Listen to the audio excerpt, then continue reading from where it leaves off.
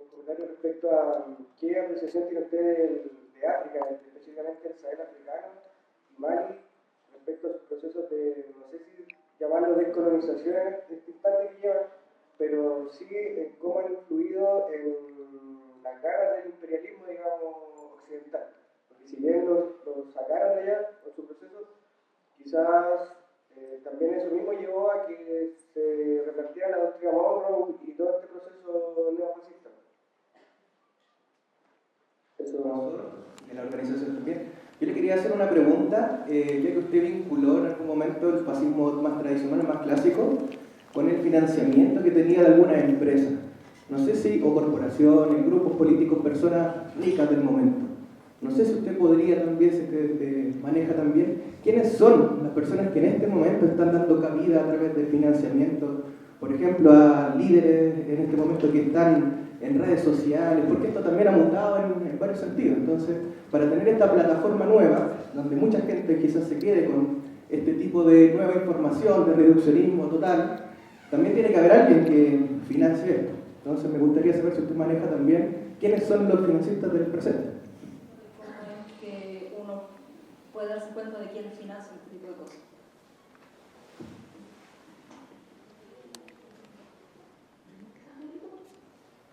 Bueno, yo no soy un especialista en África, pero ya que la compañera habló de África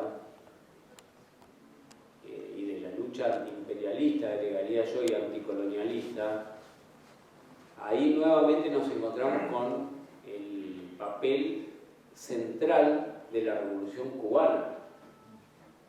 Porque no solo en esta última etapa, donde ciertos países herederos de Tomás Sankara y de líderes como Amílcar Cabral, Agustino Neto, etc., en la última etapa, hasta en este mundial hay un personaje que se disfraza de Patricio Lumumba, no sé si lo vieron, que fue un líder anticolonialista del Congo, muy querido por el Che Guevara, que lo asesinó el colonialismo, ¿no? Pero el gran papel de la descolonización en África, además de los propios pueblos de África, lo jugó la Revolución Cubana, la que comenzó por ahí toda la exposición de hoy. Les recomiendo un libro, no me crean nada de lo que yo digo, corroboren siempre, porque la gente miente mucho, corroboren, busquen por su cuenta, y hay un libro editado en Cuba por un compañero que se llama Piero Gleijeses, con J. G primero y J después. Piero Gleijeses. A mí me insistieron años en que lo leyera y yo dije, qué molesto, qué hincha pelota. O sea, estaba saturado que me insistieran. El día que lo leí dije, no, valía la pena, por esto me insistían. Piero, les recomiendo que lo anoten. Piero Gleijeses. Y el libro se llama Misiones en Conflicto. Estados Unidos, Cuba y en aquella época la Unión Soviética. Aunque el libro es muy posterior a la Unión Soviética. Editorial Ciencias Sociales. Seguro que está en PDF en internet. Fue un libro alabado incluso por el New York Times, para que nadie crea, este hombre solamente está dando literatura de extrema izquierda. No, alabado por el New York Times. ¿Por qué? Porque tiene 200 páginas de bibliografía. Imagínate lo fundamentado que está el libro, que tiene de bibliografía y de fuentes 200 páginas. Imagínate toda la información que tiene el libro. Y fundamentalmente se centra en el papel de la Revolución Cubana en la liberación del apartheid, ¿no? El apartheid no terminó, como dijo el expresidente Obama, gracias a Estados Unidos. Eso es en las películas. Nelson Mandela, que era el líder de Sudáfrica, que estuvo como un cuarto de siglo prisionero, no salió de la cárcel porque los blancos se cansaron de tenerlo preso, sino porque hubo una guerra que duró muchos años entre Angola, que se había independizado, vamos para atrás, una vieja potencia colonial que hoy en día ya es una caricatura porque es un país totalmente periférico como nosotros, pero que jugó un papel en la conquista de América importante al punto que colonizó todo Brasil. ¿Qué país colonizó Brasil? Portugal. Fue una potencia colonialista durante siglos, nefasta. Bueno, Portugal tenía colonias en África también. Angola, Mozambique, si no recuerdo mal, Guinea-Bissau y varios más. Hubo un movimiento de militares marxistas, como verán el marxismo es una teoría universal, ni se reduce a la envidia, como dijo esta bestia, ni queda solo en Chile o Argentina. Es una teoría que sirve para todo el mundo. Hubo un montón de jóvenes militares, que en Chile y Argentina parece algo exótico y raro, pero no lo es, en Portugal, influidos por el marxismo. Me consta porque tuve el honor de conocer al jefe de ese movimiento, que lamentablemente ya murió, se llamaba el general Vasco González. Los mandaban a pelear al África, a matar población negra.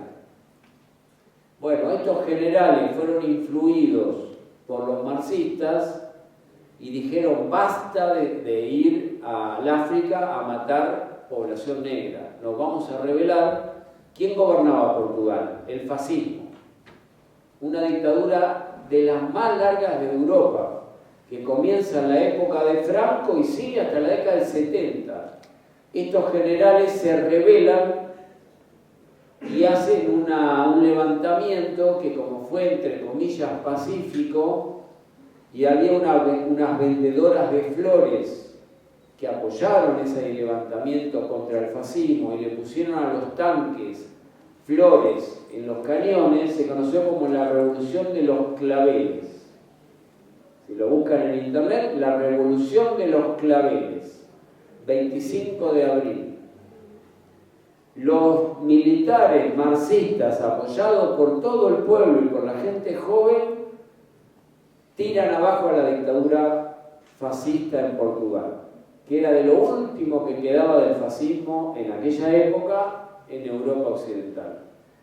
Entonces, en África, que es tu pregunta, muchos movimientos insurgentes aprovechan que por fin tiran abajo la dictadura colonialista y fascista en Portugal y declaran la independencia. Uno de los primeros es Angola, y Guinea-Bissau y Cabo Verde, etc.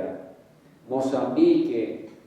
Uno de los líderes insurgentes, político-militares, negro de África, se llamaba Amílcar Cabral, muy amigo del Che Guevara y de Fidel Castro. Estuvo en Cuba, dio discursos en Cuba que se pueden todavía hoy, si van a la librería Nuestra América, deben encontrar ahí. Hay uno que se llama el libro Tricontinental, Rebelión de los Condenados de la Tierra. Ahí están muchos discursos de Amílcar Cabral. Bueno, declaran la independencia.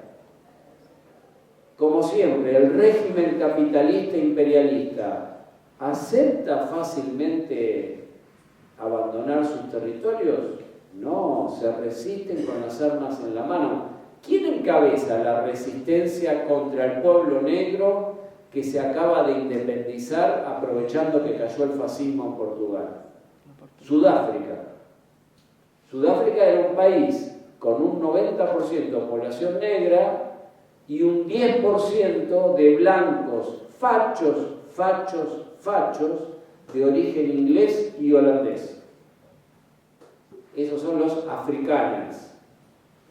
Y tenían un régimen donde la población negra estaba reducida a guetos.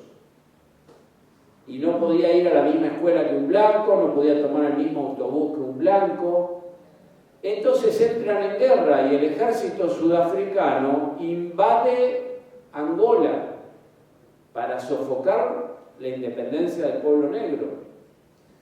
Entonces Fidel Castro, al que muchos acusaban de ser un burócrata, estos que en Argentina tienen la hegemonía hoy, mis amiguitos de la izquierda argentina, el burócrata Fidel Castro, siempre dijeron el Che Guevara era un internacionalista en serio, en cambio Fidel era un burócrata que solo quería la cuestión en Cuba y no ayudaba a nadie. Resulta que al Che ya lo habían matado en Bolivia hacía más de 10 años. Y Fidel, ¿sabes cuánta gente mandó a pelear al África? 450.000 cubanos y cubanas. Pero no lo mandó de manera obligatoria, era voluntario. El que se enrolaba iba a pelear al África en defensa de los pueblos negros. 370.000 eran combatientes, si no recuerdo mal las cifras. Y 80.000 eran médicos, médicas, enfermeros, enfermeras, maestros, maestras, ingenieros. En total 450.000. Para un país como Cuba, que no llegaba ni a 10 millones en total, mandó una porción importantísima de su población. Y entran en guerra.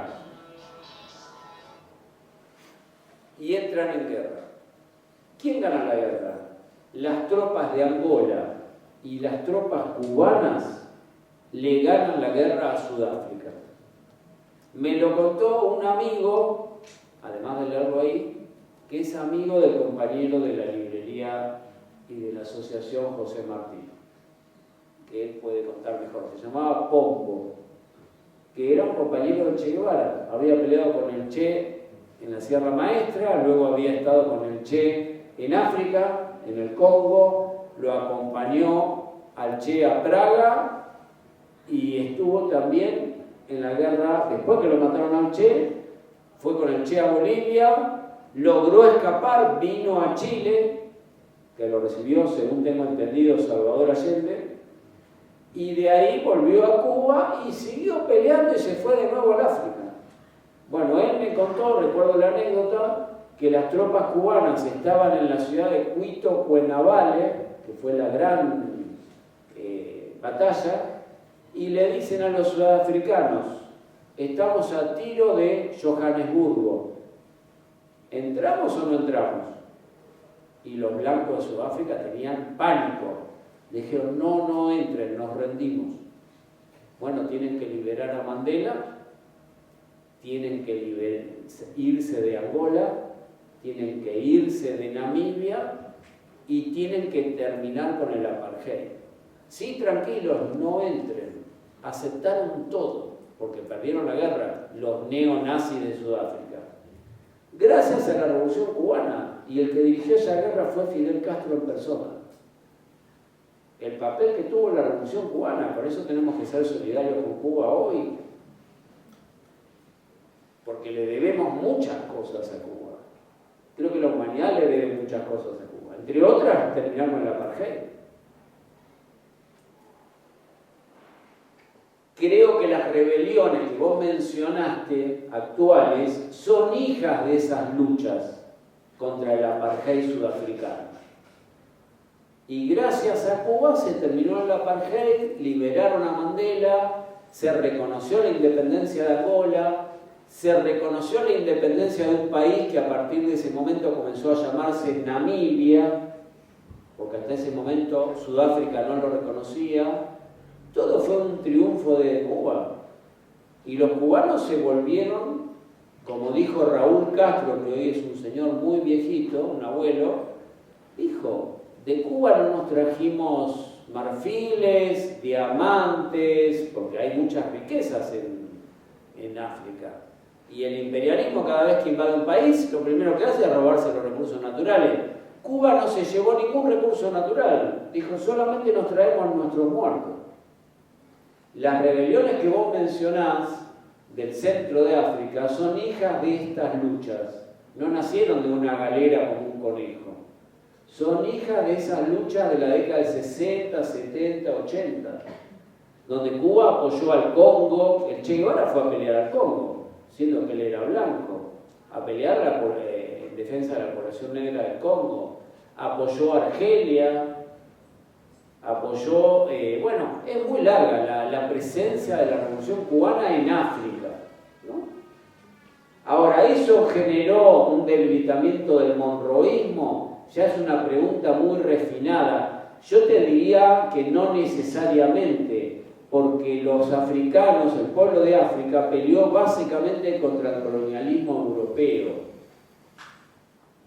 O sea, los únicos malos de esta película no es Estados Unidos, porque queda como que Estados Unidos son unas bestias salvajes y en Europa, según la televisión y las películas, son defensores de las libertades y los derechos humanos. Venga, los franceses fueron feroces, los holandeses fueron feroces, mucha gente joven. Ahora la marihuana es de masas, pero años atrás, cuando en todos estos países estaba prohibida la marihuana, yo recuerdo que mucha gente joven idealizaba Holanda, porque en Holanda era legal la marihuana, el hashish y no me acuerdo de otras cosas. Entonces decían, qué libertad que hay en Holanda. Y yo siempre decía, sí, vos sabés lo que hacen los holandeses en Sudáfrica, son nazis. Claro, para la juventud holandesa era una joda, pero en África, con la población negra, eran como los nazis alemanes, feroces. Entonces esas rebeliones que vos mencionás se hicieron básicamente contra el colonialismo francés. El sistema capitalista no tiene un solo malo, tiene varios malos, para usar el lenguaje infantil de las películas.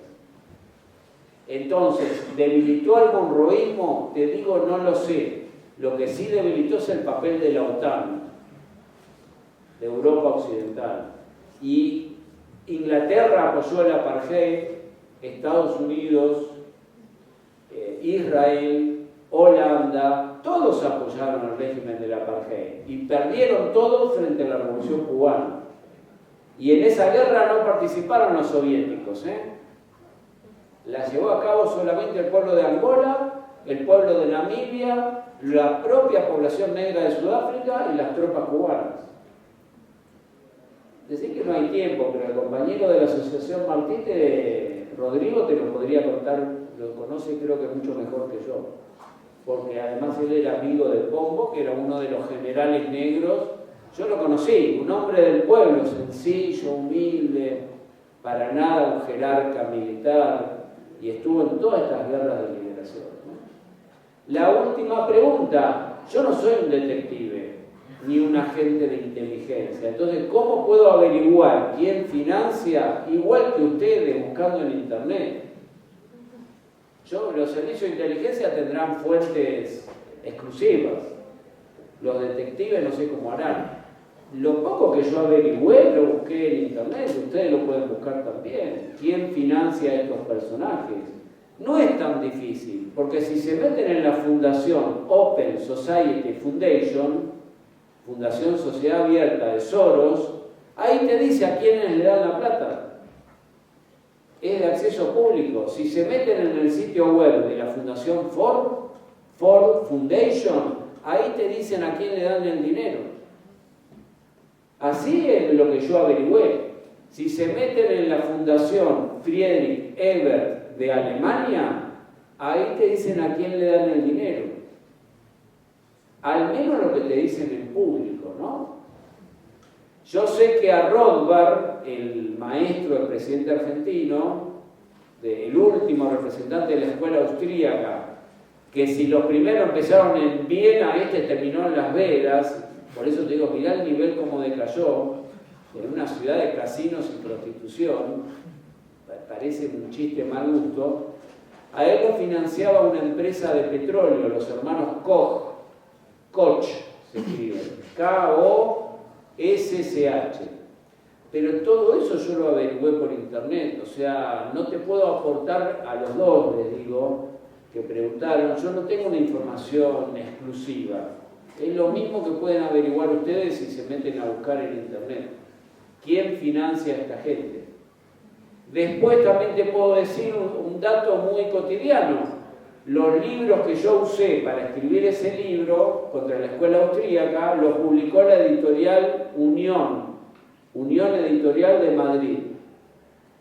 Bueno, se vendían en Argentina, en la Feria del Libro, públicamente. Yo no tengo información secreta, tengo la misma información que cualquier hijo o hija de vecino.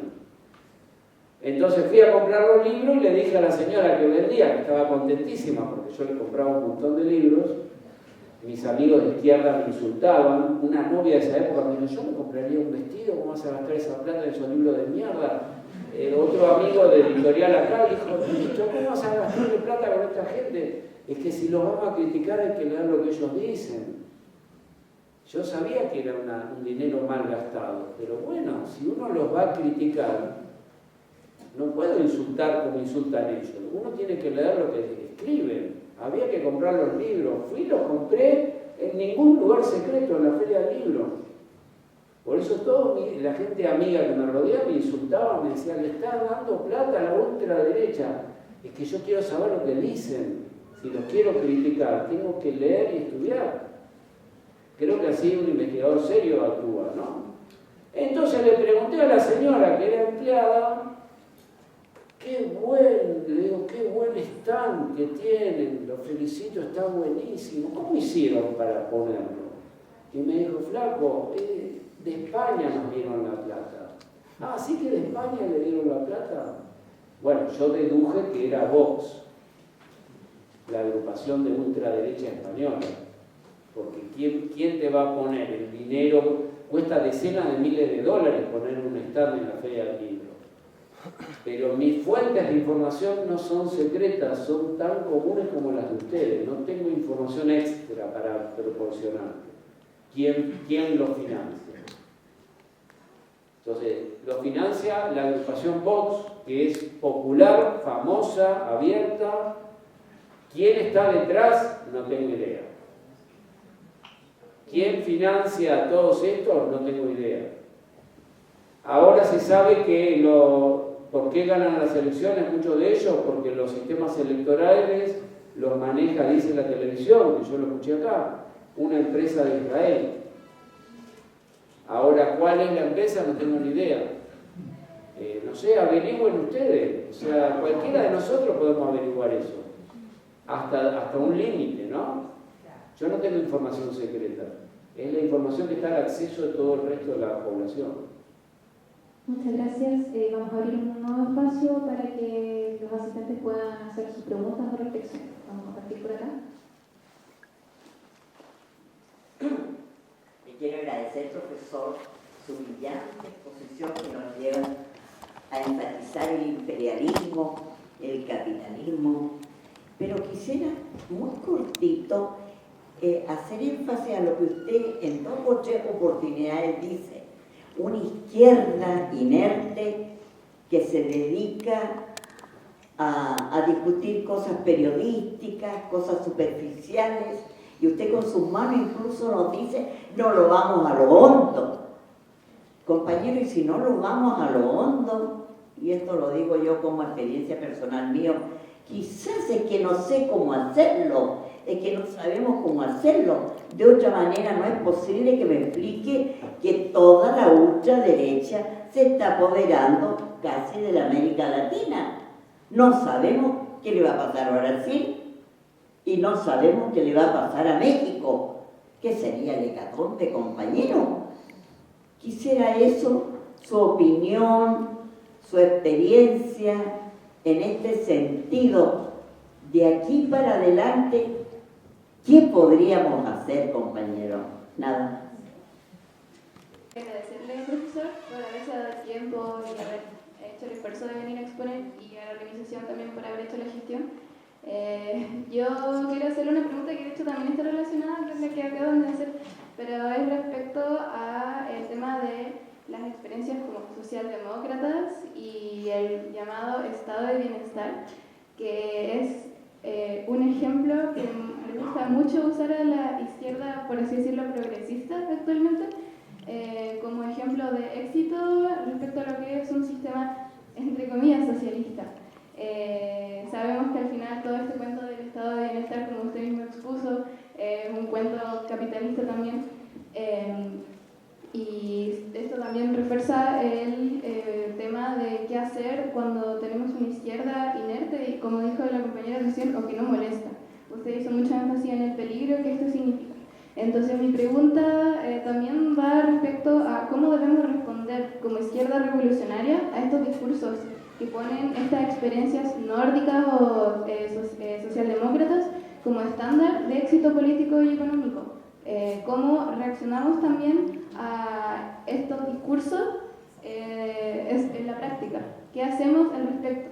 Eso. Tenemos una última.